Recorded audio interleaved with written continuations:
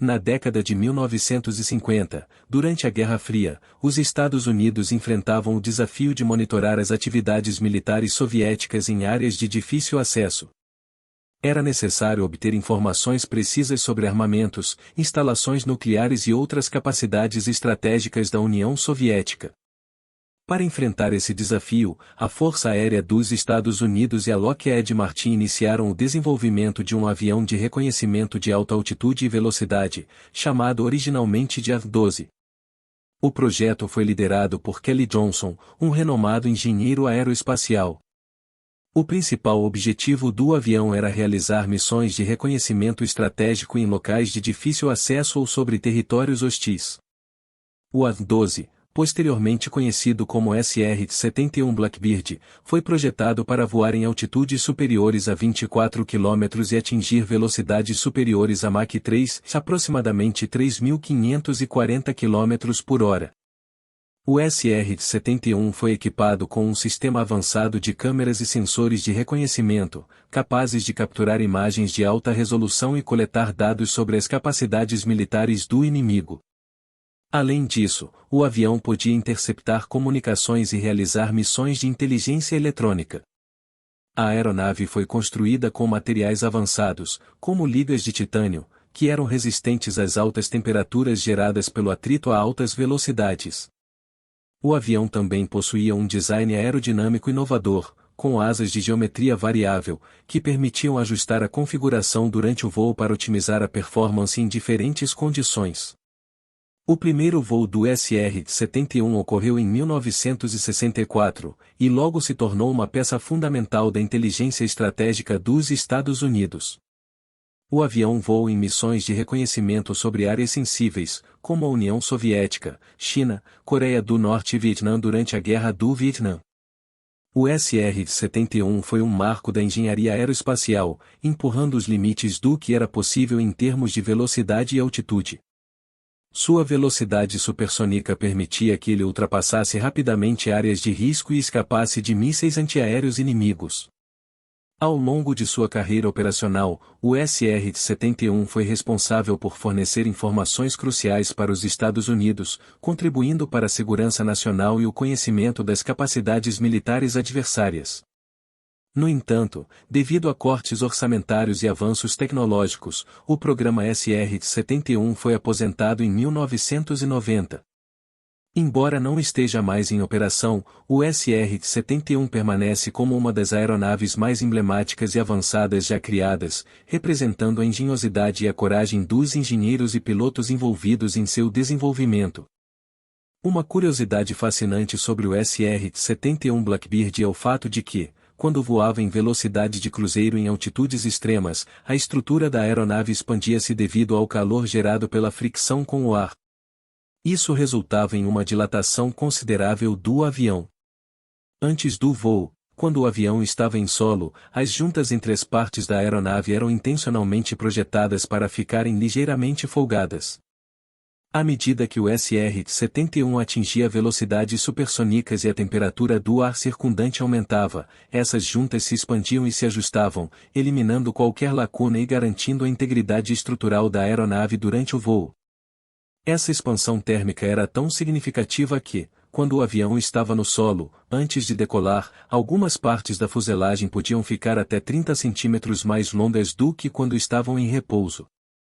Essa característica única do SR-71 era chamada de O'Creeve, e os engenheiros levaram em consideração essa dilatação ao projetar e montar as peças do avião.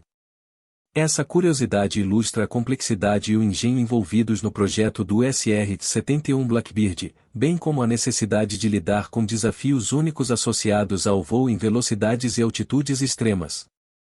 O SR-71 continua sendo uma das maiores conquistas da engenharia aeroespacial, sendo lembrado até hoje como um ícone da aviação de alta velocidade e reconhecimento estratégico.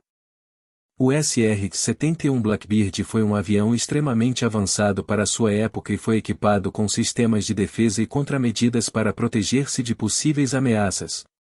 Uma das principais características de autodefesa do avião era o sistema de contramedidas eletrônicas, que incluía um dispositivo chamado o jammer. O jammer era um emissor de sinais de interferência eletrônica que tinha a capacidade de confundir os sistemas de defesa aérea inimigos. Ele emitia sinais de rádio que interferiam com os radares de detecção e rastreamento, tornando o SR-71 mais difícil de ser detectado e atingido por mísseis antiaéreos. Além do jammer, o avião também contava com medidas passivas de autodefesa, como a aplicação de materiais absorventes de radar em várias partes da fuselagem, conhecidos como materiais Hostiaut. Esses materiais ajudavam a reduzir a assinatura de radar do avião, tornando-o menos visível aos radares inimigos. Além disso, o SR-71 também contava com uma alta velocidade operacional e uma altitude de voo extremamente alta, o que o tornava difícil de ser interceptado por aeronaves inimigas ou alcançado por mísseis lançados do solo. Essas medidas de autodefesa eram essenciais, uma vez que o SR-71 operava em áreas hostis, onde havia ameaças significativas de sistemas de defesa antiaérea. Os engenheiros e projetistas do avião trabalharam arduamente para garantir que ele fosse capaz de enfrentar essas ameaças e cumprir com sucesso suas missões de reconhecimento. Esses recursos de autodefesa, combinados com sua velocidade e capacidade de voo em altitudes extremas, faziam do SR-71 Blackbird um avião formidável e altamente especializado em seu papel de avião de reconhecimento estratégico. Não há registros de que o avião SR-71 Blackbird tenha sido abatido durante sua carreira operacional. O SR-71 era conhecido por sua capacidade de voar em altitudes extremamente altas e em velocidades supersônicas, tornando-o difícil de ser interceptado por aeronaves inimigas ou atingido por mísseis antiaéreos. A combinação de sua velocidade, altitude de voo e medidas de autodefesa, como sistemas de contramedidas eletrônicas e materiais absorventes de radar, tornava o SR-71 um avião altamente evasivo. Esses recursos ajudaram a garantir que a aeronave pudesse realizar suas missões de reconhecimento estratégico com um risco mínimo de ser detectada ou atacada.